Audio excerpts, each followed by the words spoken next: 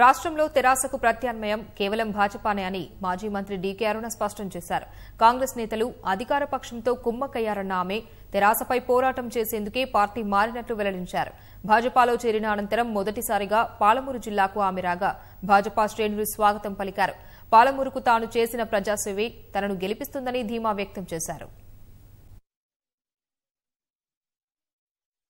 TRS లో చాలా మంది తెలంగాణ కాంగ్రెస్ నాయకులు లోపల కుమ్ముక్కయ్యారు. మ్యాచ్ ఫిక్సింగ్ తోనే రకరకాలుగా ఈ రోజు తెలంగాణలో ఉన్నటువంటి నాయకులు వెళ్ళిపోతా ఉన్నారు. ఈ రోజు బలమైన నాయకులను అణిచివేయాలనేటువంటి ధోరణి, కాంగ్రెస్ పార్టీని అస్తవ్యస్తం చేసినటువంటి పరిస్థితి. ఆ పరిస్థితుల్లో కాంగ్రెస్ పార్టీలో ఉండి నేను టీఆర్ఎస్ పార్టీపై పోరాటం చెయ్యలేను.